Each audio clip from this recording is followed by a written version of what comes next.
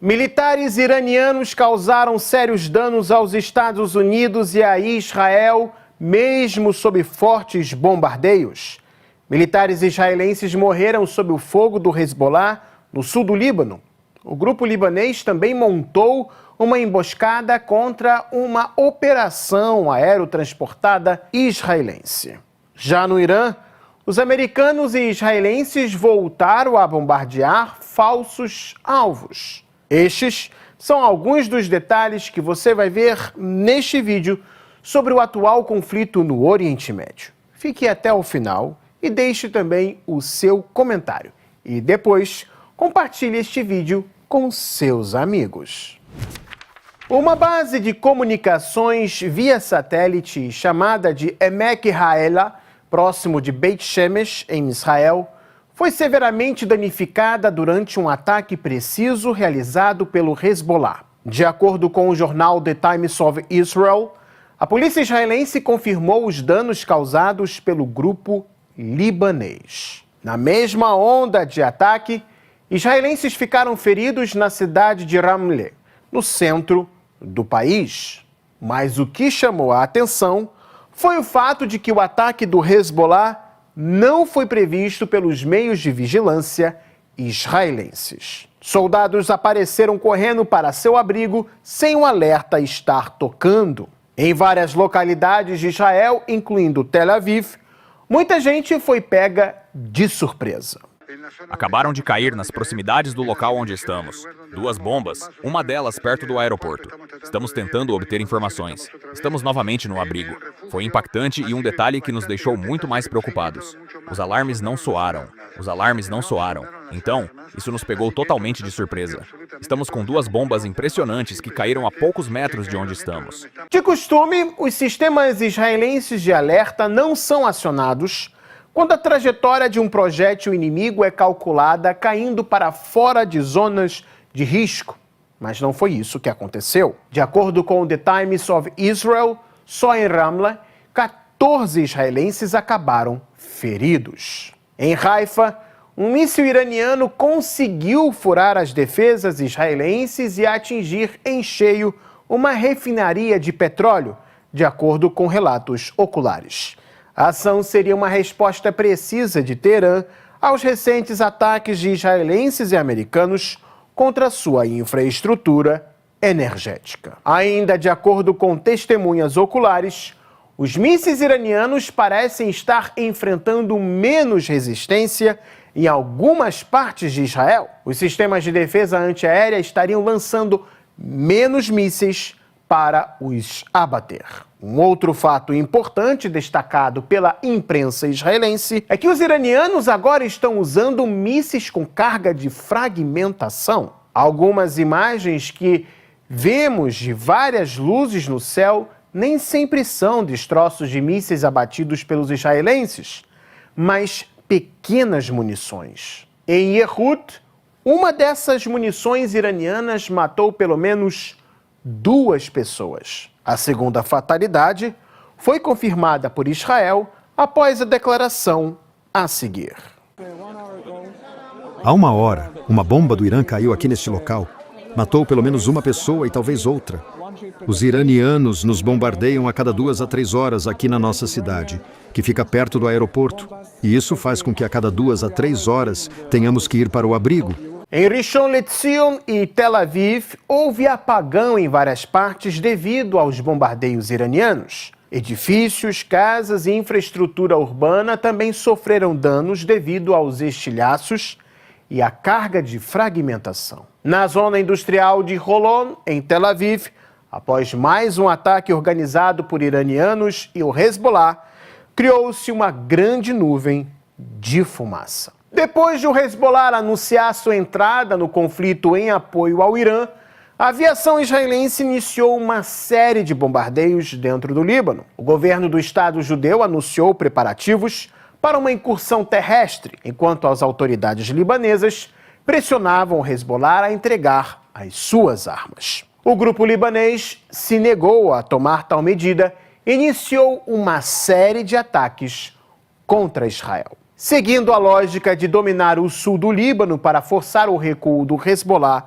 da região fronteiriça de Israel, Tel Aviv iniciou uma operação militar terrestre que parece que não começou bem. Durante uma tentativa de desembarcar soldados pela madrugada, os israelenses caíram em uma emboscada feita pelo grupo libanês. No meio do conflito fronteiriço, um tanque israelense ficou imobilizado na área. Os israelenses enviaram uma equipe de resgate para remover o tanque do local. Operativos do Hezbollah aproveitaram o momento e dispararam, matando pelo menos 2 soldados de Israel e ferindo um terceiro. As vítimas mortais foram identificadas como o sargento Or Demri, de 20 anos, à direita na foto, e Maher Khatar, de 38 anos, à esquerda na foto. Ainda falando sobre os bombardeios a Israel, a imprensa internacional tem reportado ao vivo a proibição que o governo israelense determinou de filmar os ataques do Irã, assim como os esforços para os abater. Preste sua atenção a estes 2 vídeos. Não estamos mostrando isso porque o governo israelense não nos permite ou não quer que mostremos onde esse interceptador pode ter surgido. Olá, Marta. Como você pode ouvir, as sirenes estão soando aqui em Tel Aviv, algo que já vimos várias vezes ao longo do dia. E o que podemos ver aqui neste momento são mísseis interceptadores sendo disparados. Vimos isso várias vezes bem atrás de mim. Mais uma vez, o Irã continua a mostrar sua capacidade ofensiva, lançando mísseis contra o centro de Israel. Temos um interceptador atrás de mim neste momento. Não podemos mostrar, porque não podemos mostrar pontos de referência, Marta. Mas algo que realmente mudou aqui nos últimos 2 dias é o uso dessas munições de fragmentação pelo Irã, em que a ogiva se divide em várias bombas menores. E isso é muito importante, porque não só espalha os danos, como também torna mais difícil a defesa. Esses 2 vídeos trazem uma coisa em comum. Jornalistas americanos confessam diante as câmeras a proibição de filmar os ataques iranianos, particularmente como os militares israelenses tentam os abater. De todos os momentos de crise em Israel, este tem sido o mais sensível, com inúmeros casos documentados de mísseis iranianos furando as defesas israelenses. O governo israelense reforçou recentemente as regras que restringem a filmagem e a divulgação de imagens de ataques com mísseis ou drones. As autoridades afirmam que esses vídeos publicados nas redes sociais podem revelar a localização exata de impactos ou de instalações militares, o que poderia até que ajudar o inimigo a ajustar ataques futuros. Por isso, a filmagem de locais atingidos, especialmente perto de bases ou infraestrutura estratégica, passou a estar sujeita à autorização do censor militar. Só que, por outro lado, a ausência de tais imagens sendo transmitidas pela imprensa em Israel causa o desbalanço considerável na percepção popular sobre o conflito. Enquanto o CNN, Fox News e outras emissoras divulgam as imagens dos bombardeios no Irã, elas também estão incapacitadas por um governo de exibir o mesmo, só que o que está acontecendo em Israel. Como resultado, a sensação que se tem é de que somente o Irã sofre perdas, enquanto Israel permanece intacto, ou que, no máximo, israelenses sofreram danos e perdas em residências e alguns prédios civis. Só que nem todo mundo em Israel tem seguido a regra da censura, exibindo as imagens de instalações de comunicações, refinaria, aeroportos e bases militares israelenses sendo atacados.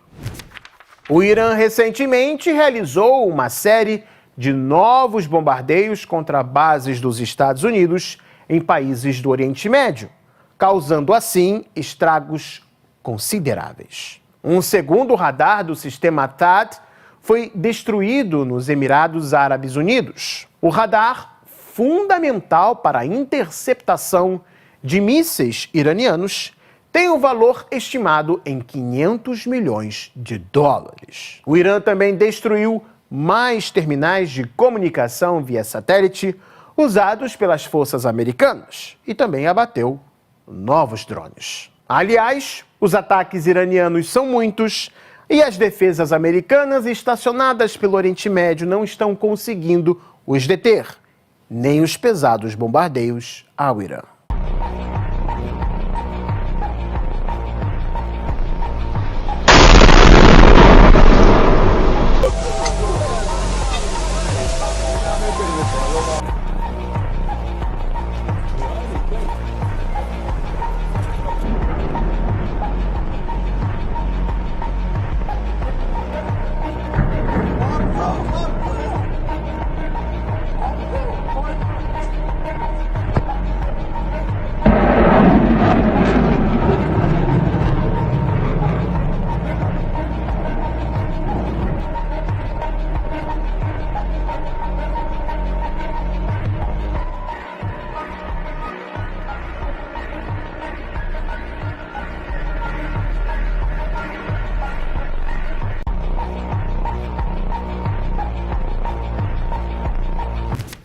Apesar da relutância dos Estados Unidos de reconhecer que a luta contra o Irã não tem ocorrido da mesma forma que se pensava que ocorreria, diversas aeronaves de reabastecimento aéreo dos Estados Unidos foram percebidas saindo do Oriente Médio em direção à Europa. Elas evacuaram a base aérea de Príncipe Sultão, na Arábia Saudita, após relatos surgirem de ataque iraniano contra a base. Os americanos estão percebendo o risco de sofrer mais danos, o que os força a buscar locais mais seguros para suas forças continuarem a operação. Relatos e análises recentes também sugerem que americanos e israelenses continuam por vezes atacando alvos falsos e equipamentos de engano.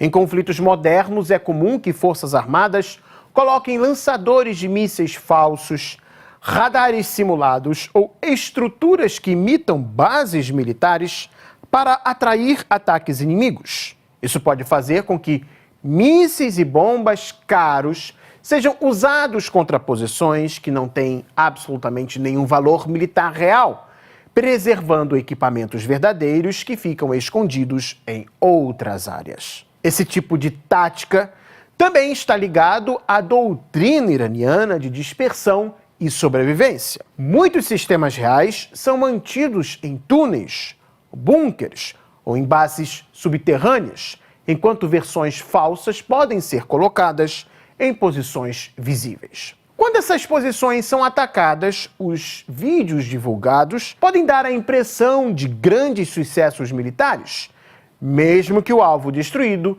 não seja um equipamento operacional. Em vídeos que circulam nas redes sociais, observam-se certos sinais que ajudam a vocês a perceber a indicação da presença de alvos falsos. Entre eles estão equipamentos que parecem excessivamente expostos, a ausência de atividade militar ao redor ou estruturas que não mostram cabos, veículos de apoio ou equipes de operação. Em alguns casos, também se nota que a explosão destrói uma estrutura aparentemente vazia, sem detonações secundárias ou sinais de combustível e munição. Quando se trata de pinturas, as explosões não ocasionam a típica dispersão de partes do alvo, mas somente o espalhamento dos destroços do próprio explosivo. Mesmo assim, é importante lembrar que a análise de vídeos isolados pode ser limitada. Em muitos conflitos, imagens são divulgadas sem contexto completo e tanto alvos reais quanto falsos podem aparecer nas mesmas gravações. E se você gostou desse vídeo, deixe seu like, se inscreva no Gazeta do Mundo e acompanhe-nos também no Twitter. Lá você vai ver material que eu não estou postando aqui. Até mais, pessoal. Tchau, tchau.